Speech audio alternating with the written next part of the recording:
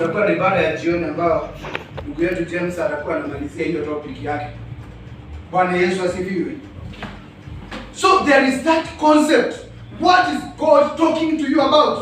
Wakati aliwachukua tatu, what does he mean? It means when you want to do something great, you cannot do it in the normal way. Amen. If you want to move at greater heights, kama unataka kwenda mbali zaidi, kama unahitaji kwenda mahali kusikofikika, hauwezi enda vile tulienda tukakosa kufika. Bwana Yesu asifiwe. Hallelujah. I was teaching about gifting a king. Amen.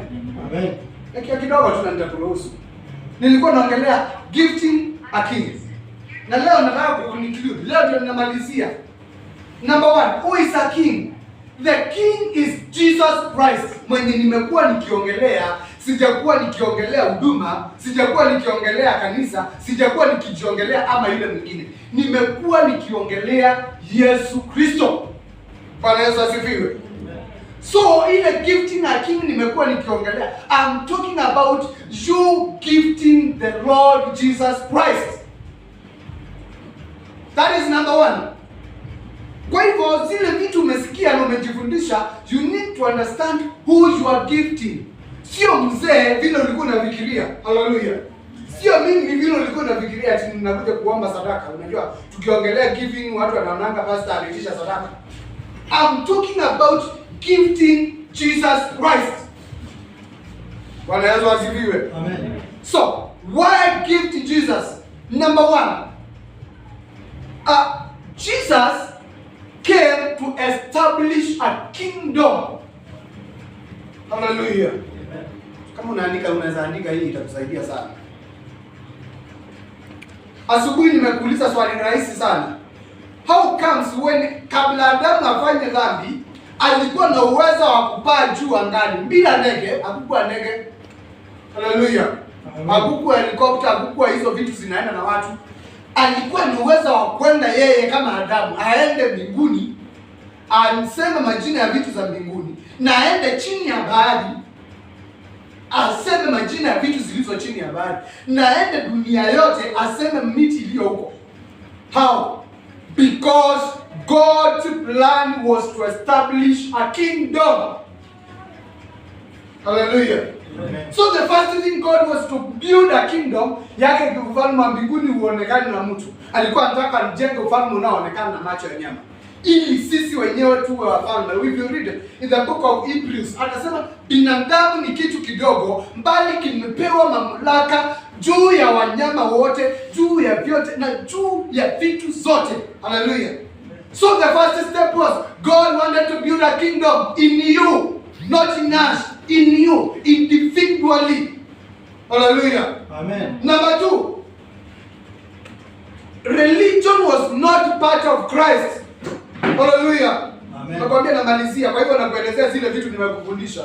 Wakati nilikuwa nahubiri kuhusu mwanamke Msamaria, aliambia Yesu nini? Kitabu cha Yohana kifungu cha 4. Aliambia Yesu nini? Hii kisima hii tumekuwa hapa kutoka wakati wa Yakobo. Kwa hivyo hii kisima ndio tumekuwa tukikunywa. Yesu akamwambia, nikikupea maji, hii kisima umekuwa ukikuja, sio kisima utakayokuwa unatoa maji. So religion was not part of what Jesus wanted to build. Amen. Yesu hakuwa anataka atukusanyishe, alikuwa anataka ajenge ufalme ndani yako ulio na mamlaka. Amen.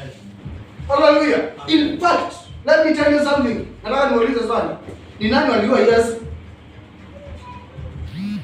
Mafarisayo. Who is a Pharisee? Somebody who knows, who studied and understands the word. Mafarisayo na waandishi na scribes, Masadukayo. Wale watu walikuwa wanakaa mbele na makuhani. In fact, alisomea mashtaka na nani? Jamaa mmoja alikuwa anaitwa Kayafa na mwingine alikuwa anaitwa Venesi. The chief priest. So the first opposition of God was from the church, the religion, because walikuwa wamejijengea dini nguvu, ndio sababu walikataa wito wa Yesu. Kwa sababu unajua kina mzee mchungaji na wale wengine watanikava kwa maombi, ndio utakataa kuishi maisha ya wokovu, maana unajua tutakusimamia hapo kigogo na shetani. That is the first block of salvation. Kizuizi kikubwa cha wokovu wako ni kujua Mama Gigi atasimama nami nikiwa kwa shida. Bwana Yesu asifiwe. Let me tell you something. Jesus spoke to Jeremiah. Akamwambia, hiyo msaada mnayongojea kutoka Misri, ngojeeni sana. Hallelujah. The problem we have in church is because the church has its own power, own foundation. Hiyo iko na mahali kwake. Na ukienda hivyo Mungu hayuko, anakuambia hiyo msaada unangojea kutoka Misri, ngoja. Inakataa kukuja. Bwana Yesu asifiwe. Amen. Na hivyo ndivyo wana wa Israeli walichukuliwa mateka. Badala waulize Jeremiah ushauri vile watafanya rudiani na Mungu, walienda Misri wakaomba msaada. Kabla wa Misri watoke Misri waende hapo kwao, na ni karibu, kabla wafika walipata wamechukuliwa mateka. Na wakienda kukaa huko mateka, watu huko mateka wa Misri wakaacheni huko. Hata wao wakashikwa mateka huko. Bwana Yesu asifiwe. So Jesus did not come to establish you joining us. He came to establish himself inside you. Bwana Yesu asifiwe. Number 3. Jesus was born to fulfill the power of king in this world. Akuje atimize nguvu mamlaka ya mfalme katika dunia. Maana Jesus is the king of the world. Hallelujah. Amen. Bwana Yesu asifiwe. Amen. Acha nikwambie, kuna siri iko hapa. Kuna miti iko shambani ya Eden. Sasa kuna miti iko katika shamba la Eden. Hiyo ni kabla dhambi itatokea. Miti yote waliambiwa wanaweza fanya nini? Wanaweza, isipokuwa mti gani? Mti wa kujua mema na mabaya. Who is that? The Bible speaks in the book of Romans that after everything, he will judge the nations because he knows between good and evil. So walikatazwa kuingiana na Yesu ili wajue wema na ubaya. Hallelujah.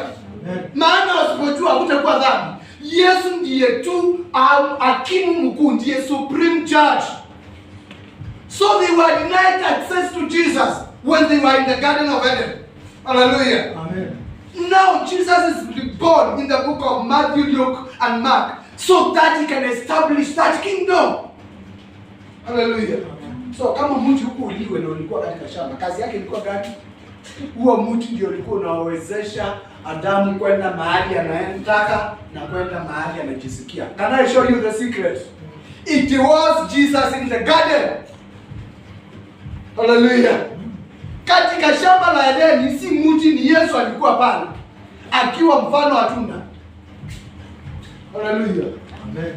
The Bible says in the book of John chapter 17 verses 1 to 3. John 17. Inasema kwamba Baba, nirudishie mamlaka niliyokuwa nayo kabla dunia haijaumbwa. So what does that tell you? Jesus came to rejoin us with God. Hallelujah. Si kukuunganisha na mimi. The first failure of a religion is when you see somebody can help you. That is the first failure. Mtumishi wa Mungu akibiri hapa amekwambia nini? Kabla hujaachana na hao marafiki, hautaienda mahali. Let me tell you why he is trying to say this. It is because unless you give God, God will never get a chance in your life. Pigia Yesu makofi mazuri.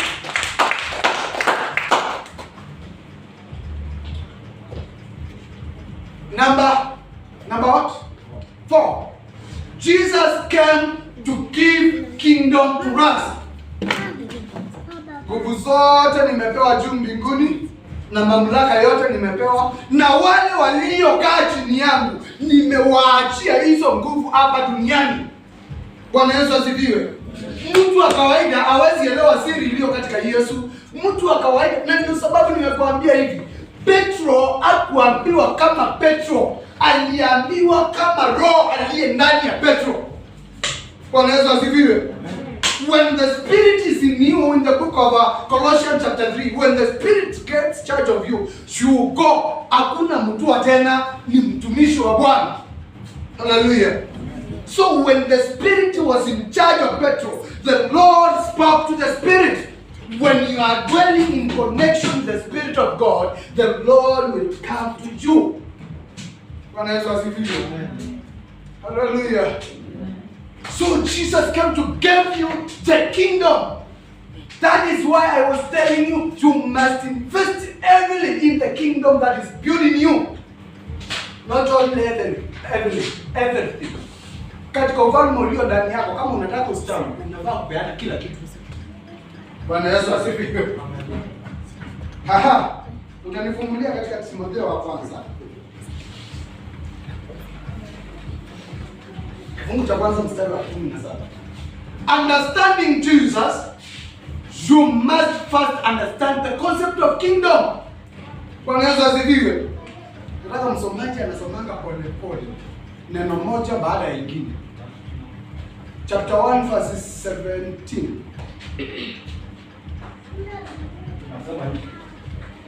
Now to the King, eternal, immortal, invisible, to God who alone is wise, be honor and glory forever. Amen. Now to God, who is number one, eternal. He is always here. He will be here. He was here. He will never end. Hallelujah. So the kingdom I was talking about is that kingdom ambayo haitawahi isha. Bwana Yesu asifiwe. If you are in direct connection with God, hakuna siku maisha yako utaona ikiisha. Hallelujah. Eternal means it is there forever. Hello. Wale waimbaji mko hapa. Kama uko na uhusiano mzuri na Mungu, you don't sing a song ukicreate ingine ya kesho. You sing to your best because tomorrow God will bring another best. Unasikia ameshoot kutoka volume 1 mpaka volume 8, zote zikiwa zimepika. Hallelujah. Nilikuwa nachunguza ndugu mmoja anaimba anaitwa John K. So huwezi tu unataka volume gani yake because zote ni nzuri. Hallelujah. So when you are connected to the kingdom is eternal. The eternal kingdom says you give your best now because the kingdom will provide another best tomorrow. Bwana Yesu asifiwe. Acha kuishi maisha ya shida. Jiamulie kukaa karibu na Kristo, naye Kristo atakuwa anakufungulia njia kila wakati. Hallelujah. Amen. It is nilikwambia hakuna mfungo anatafutanga chakula yake. Hello. Nakumbuka Paulo aliwaambia je? From Paul in the book of Philippi, Thessaloniki anaandika vizuri. From me Paul, the servant and slave of Jesus. Why? Because alijua hakuna mfungo anatafutanga nitafaa nini. Ni kazi ya boss kujua kile mfungo atafaa. Hallelujah. So when you become a slave of Jesus, it is the responsibility of Jesus to know how you shall live. Bwana Yesu asifiwe. Eternal, nipe hii Biblia yangu nisome. Sorry for that. Now to the King eternal. Number 2, immortal. Ufalme wa Bwana hauwezi angamia. Hallelujah. Si ati leo kwa sababu kuna corona roho ameshuka kidogo hapo chini. Na kesho ikiisha anainuka juu. No. The kingdom of God is immortal. It can never die. Not even to that situation. Si kwa sababu utaenda ulazwe kitandani ya hospitali, imaanisha ufalme wa Bwana utakufa. It shall be doing its work even in that situation. Hallelujah.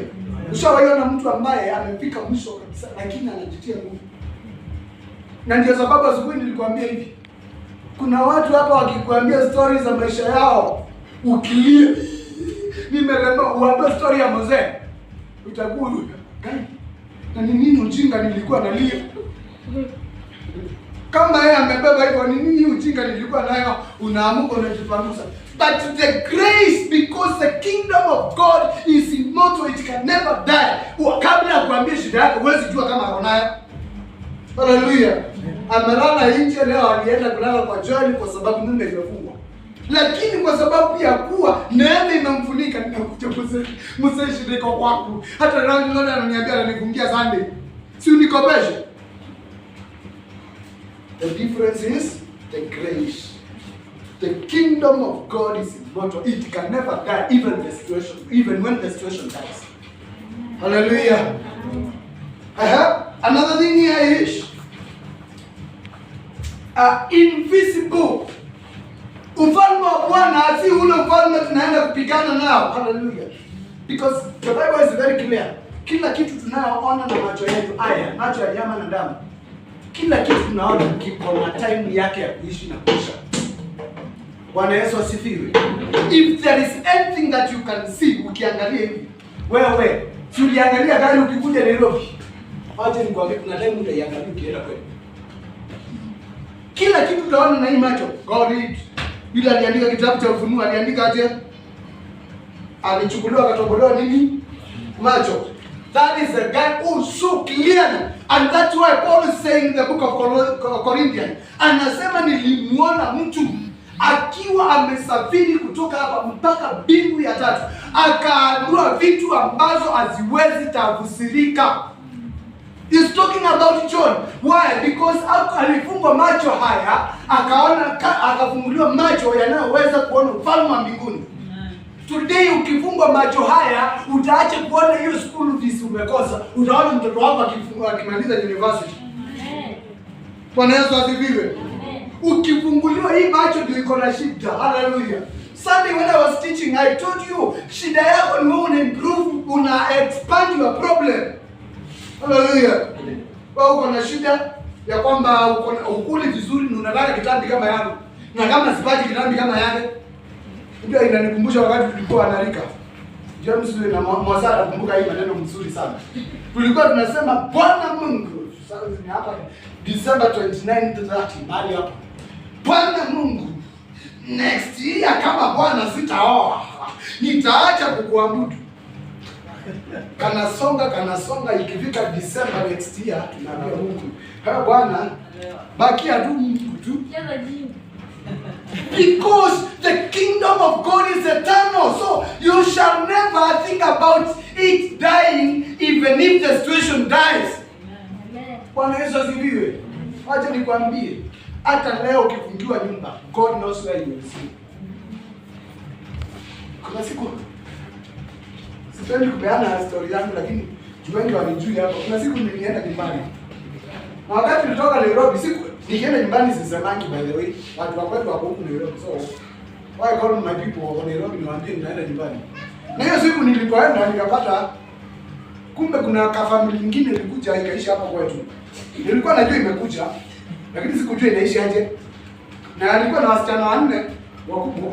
Kumbe wameingia kwangu kwa nyumba yangu ndipo wanaishi.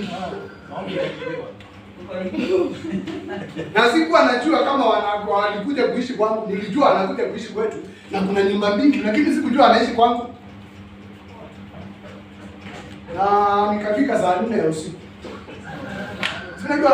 Unajua vile wanaume tunaendanga nyumbani. Na sitaki kwenda mchana tuonekane unafika ile masaa ili ulale uamke asubuhi na wao pale. Na nikaenda nikabisha kwangu. This is the point.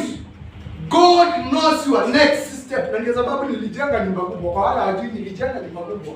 Kwa sababu hiyo ndio nikiingia niende nipate mwingine ameingia. I can go to another room. Hello? God knows where you are going, even if the situation is as worse as it can be. Hata ikiharibika namna gani, Mungu anajuanga the next step. God knows your next step.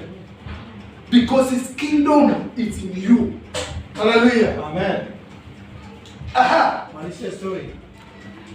Nimalizia story. Kama tukifunguliwa, hii kadi kisha nitakuwa nimemalizia. Lastly, inasema hivi. To God who alone is wise, His kingdom knows. Hallelujah. His kingdom, the kingdom we are talking about, it knows that everything has a solution. Bwana Yesu asifiwe. Kwa sababu in the book of Proverbs chapter 5 verses 3, tuimbe sisi zote. Basi tuimbe hiyo wimbo. Zaburi kifungu cha nini? Methali kifungu cha 5 mstari wa 3 inasema mwamini. Kuna mtu anajua hiyo mstari? Mwamini Bwana na roho yako yote na usitegemee mafikira yako mwenyewe. Hallelujah. Amen. Why? Because his kingdom is wise, it knows. Hallelujah. Be honor and glory forever and ever. Amen. Look at it this way. Honor shall be to that kingdom. Kwa hivyo hakuna kulia kama utukufu uko juu yangu. Hallelujah. Bwana Yesu asifiwe. Huyu mpendwa alitoa hiyo fununu hapa. Anasema hakuna siku utapata kijana ya mfalme anafunga laini ili atotewe maji ya kunywa. Because honor is in him. Akifika hata kama laini umengojea kutoka asubuhi utamwambia mtoto wa mfalme pita tu. Hata kama umesubiri. Why? Because honor and glory is on you. If you stay close to God, honor and glory shall open the doors in your way. Pigia Yesu makofi mazuri. Somebody's doors zikifunguka bila kujua. Hallelujah. Bwana Yesu asifiwe. Nilikwambia nimependa kusikiliza. Kuna video ya Joseph imewekwa kwa Kiyahudi. There is another religion inaitwa Kiyahudi. And when Joseph was running from Potiphar's wife, wakati alikuwa anakimbia, milango ilikuwa inajifungua yenyewe. Bwana Yesu asifiwe. Amen. There are some doors you can open, but some others hauwezi fungua. When Peter was locked in, I like this. Mlango wa kwanza ukajifungua akapita. Hallelujah. Mlango wa pili ukajifungua akapita. Biblia inasema wakafika katika mlango ulio wa chuma. Let me tell you something. The kingdom of God will never leave you before the doors of iron. Haiwezi kukuacha wakati milango imewekwa mbele yako ya chuma. Then wakati Biblia inasema wakati alifika pale, mlango wa chuma ukajifungua wenyewe. Petro akapita na alipopita akapigwa. Akajua haikuwa ndoto. Hizo zingine alikuwa anaona kama ni ndoto. Hallelujah. Tu milango tudogo tukifunguka itakaa kama ndoto. Lakini hii kubwa ya chuma ilipofunguka, Biblia inasema akaamka akajua sikuwa naota. Some things will happen in your life within this period that you will agree. Haikuwa ndoto, umepata ushindi. Pigia Yesu makofi. Bwana Yesu asifiwe. So I'm teaching about gifting a king, the last part. Bwana Yesu asifiwe. Nataka nikuulize swali ndugu yangu. Kati ya kwenda kuchotanga maji uweke ukae nayo, na kati ya kuwa na maji inayotoka ndani yako, heri gani? Nijibu vizuri mzee. Kati ya kila wakati kwenda kwa tani kuchota maji ukae nayo, na kati ya kuwa wewe ndio unatoka maji, heri gani? Ile inatoka. That's why Jesus wanted to break the bondage between you and that savior you are keeping. Hallelujah. Huyo savior unaona, huyo evangelist, pastor, apostle, Mose unaweka ili akuombee shida ikija. That is kisima. Hicho ndicho kisima. Hello. Usisahau aliyepokea msaada kwa kisima. Biblia inasema alikaa miaka ngapi? 38 years alikuwa kijana. Sasa kwa miaka twice ya Mose. Sasa miaka Mose ako nayo. Uko nyingine yenye unataka gani ndio utoshane na yeye. And this is the point. Hakuwahi kuokolewa na hicho kisima. Bwana Yesu asifiwe. Aliyengojea msaada katika wanadamu alingojea miaka 38 na kuokolewa na hicho kisima. Biblia inasema na Yesu alipokuja akamwambia nini? Beba godoro lako uende. Don't accept to stay in that bondage ya kwamba lazima mitaratara iende hivi katika maisha yako. Hallelujah. Na kuna kitu mbaya. Na wacha niwaambie wazee, mabibi mko hapa, kwa nini familia zinavunjikanga? Let me give you the secret. The secret is in this kingdom I'm teaching about. Hallelujah. When you make your husband the king of your family, ukifanya bwanako kuwa king wa hiyo familia, Jesus Christ cannot share his glory. Bwana hawezi shiriki utukufu wake na mtu. Hallelujah. Unafanya Joel kuwa king wa boma hiyo.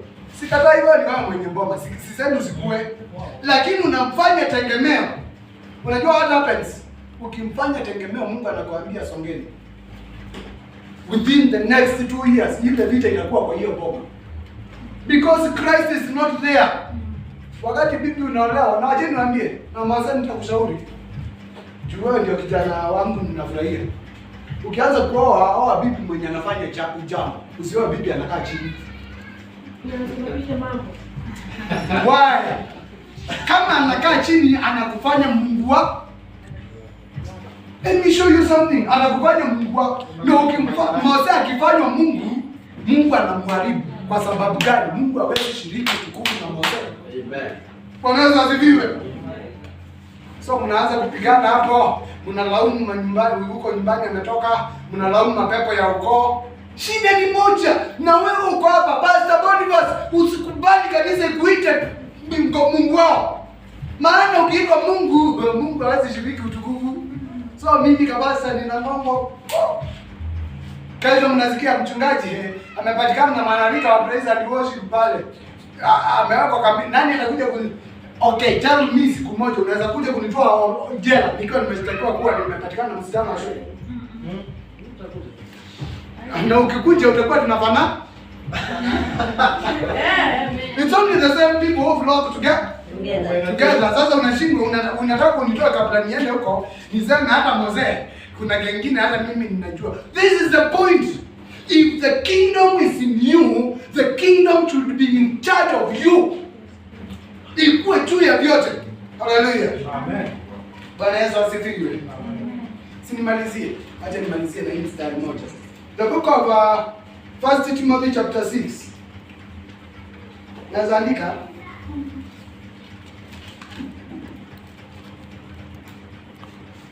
mstari wa 16, sinisomee. Bwana Yesu asifiwe. Let me teach you about religion. Wacha nikukumbushe. And when I'm talking about deni, siongelei harvest. Hallelujah. Naongelea wale watu tunajiita tumeokoka. Number 1, it is a weapon against the kingdom. Hallelujah. Because this is the point. In any kingdom, the king has all the power. Na kama mfalme ako na mamlaka yote, sheria ni ya kwamba ukifanya kitu mbaya you are punished accordingly. Tunaelewana? If we are in a religion, sitakubali huyu ndugu achapo. I want to take you to the book of Hebrews. Biblia inasema na mimi Mungu ninamkanya ninayempenda. Lakini kama tuko katika the same religion, sitakubali Mungu akukanye. So ukingojeka ninakuja Mungu ninamlilia Mungu mponye, unapona. What has that done? Imezuia kile Bwana alikuwa anataka kufanya na mgonjwa wako. Bwana Yesu asifiwe. Si aliwaambia huyu mtu hakuzaliwa hivi kwa sababu ya dhambi, alizaliwa hivi ili siku ya leo ijulikane Yesu anaweza okoa mtu aliyezaliwa namna hiyo. Ukifika unaweza nisomea tafadhali kama umefika. 6:16. Nasema hivi. Ambaye yeye peke yake hapatikani na mauti. Amekaa katika nuru isiyoweza kuharibiwa. Wala hakuna mwanadamu aliyemwona wala awezaye kumwona. Fika pale. Hallelujah. Ambaye yeye peke yake hapatikani na mauti. Bwana Yesu asifiwe. Nataka uangalie maisha yako. Watoto wanasoma aje? Wanaendelea shule aje? Mauti. Tunaelewana? Kazi inakaa aje? Mauti. Kwa mwezi mnalipwa 2,500 kwa mwezi. Yeye peke yake hapatikani na hiyo. Bwana Yesu asifiwe. He lives somewhere that is above. imeinuliwa juu ya yote. Bwana Yesu asifiwe. So this is the God we are talking about. In the book of Romans chapter 12. Inasema ya kwamba itoeni miili yenu kama dhabihu iliyokubalika. Bwana Yesu asifiwe. No, give yourself. The gifting I was talking about, si ile ya fedha, because I talked about value. You remember? Niliongelea value ya gift unayofaa kupea mfalme. I use fedha na dhahabu. Hallelujah. You give yourself now completely. Vile tunatoanga mbuzi. Nani alitoa mbuzi ambaye? Ngoja ambaye. Ushawahi kama unafuatilia wewe? Steve, unaelewa hii maneno? Ushawahi kutoa na kufuatilia ulipo? Ama ya huko kutoa kwa huko? Kwa shirai. Kwa madhabihu. Unaweza toa na kufuatilia. That is what God wants. The gift I'm talking about is giving yourself to Christ and take charge. Hallelujah. And God will show you the way. Christ will give himself to you. Importance number 1 ya kujipeana kwa Kristo. Number 1, ukijipeana kwa Kristo anajipeana kwako. So kama wewe yeye ni mshindi, hata wewe unakuwa mshindi. Kama wewe ni mgonjwa, hata yeye ni mgonjwa. Kama yeye unahitaji uponyaji, hata yeye anahitaji. Hallelujah. That's why some of us, let me tell you something, and this is the truth. Unihusu mimi, wacha niwaambie ushuhuda wangu. Mimi niko na miaka, sikumbuki the last day nililala hospitali. The last day, ama nikaenda kudungwa sindano nimelala hospitali. I can't remember. Bwana Yesu asifiwe. And I started understanding this. I'm not living, it is Christ who is living. Kaumbaza yakianza kuniingia na muuliza Mungu, unasikia venye kunasaka. Na kwa sababu si mimi ni yeye na yeye ndiye ako na uponyaji. Anafaa aniponye. Sisemi sitangojeka. No. I'm saying I have been relying on God. Amen. Benefit number 1. Number 2, he has solution for you in everything.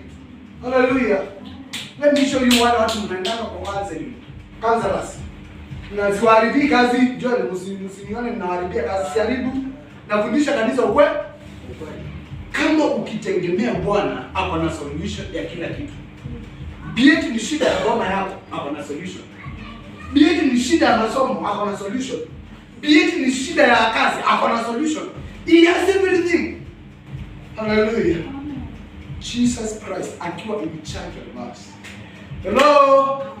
The greatest enemy is fear. Adui mkubwa wa any kingdom is fear. Ndio sababu Revelation anawaambia mbali waoga wachawi. Kwa nini waoga wanajumuishwa na wachawi? Because that is the greatest enemy. Hallelujah. Hey. Ndio sababu wale watu kama kanisa hatujui vizuri, kama mjui vizuri, ndio sababu tunawatishiana. Kuna kanisa zingine, kuna mahali pengine nilienda nikawatishia. Ndio sababu. Hata wewe siku moja utalika ukijua maandiko kama mimi. Hallelujah. Nilienda nikawazitoa na nikaenda. And this is what I told them. Niliwaambia, look, kama mtafanya hivi na hivi na hivi, Bwana anawashukia kwa vita. Let me tell you something. Mungu atupigani sisi sote na moja. This is the truth. Hallelujah. Ati mtu mmenikazirisha hapa. Mtalaaniwa. Mungu hawezi kulaani. He has built a kingdom in you. He has built a kingdom in you. He has built a kingdom in you. Hawezi kuja achukue hizi kingdom zote alaani. No. You will come to your kingdom, achunguze kunaenda aje, ajue kama atafanya ama hatafanya. Number 2, God is not commanded by human being. Hello? Ati tumechukiana na James, ninamchukia sana. Utajua Mungu wangu anaishi. Wewe utaiyo. Let me tell you something. God is not commanded by man. God commands a man. The king is never commanded. The king commands. Hallelujah. Kwa hivyo wale watu mnasemanga mlilaaniwa, hiyo ni uongo. Tulijua mtu Biblia ndio sababu tukawadanganya. Hallelujah. Unajua hii shida ninapitia ni kwa sababu watu alisema, wacha nikwambie, hata mimi ni mwanadamu kama wewe. Haleluya. Wanaweza ziwe nani amekwazika? Na ukikumbuka ya kwamba ulikuwa unadanganywa kwamba umelaaniwa, basi hauna sababu ya kukaa katika hiyo laana. Wanaweza ziwe.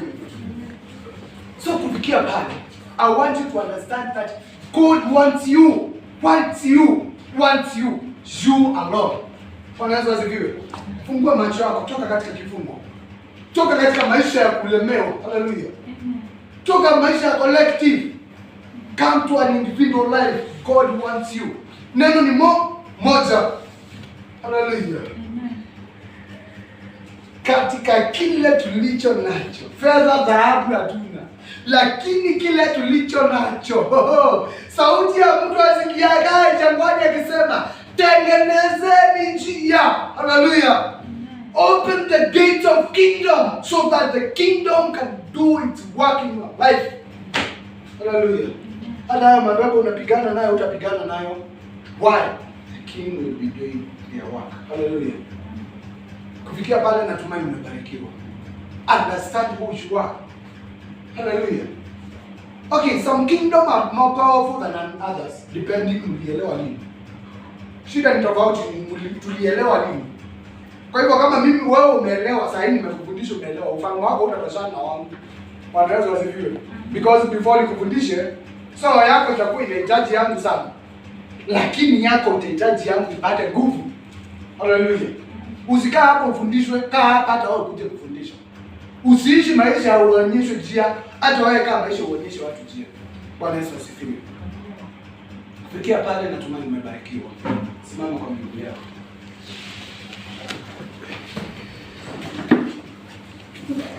Amen. Bwana Yesu asifiwe. Kwa mkono mmoja hivi.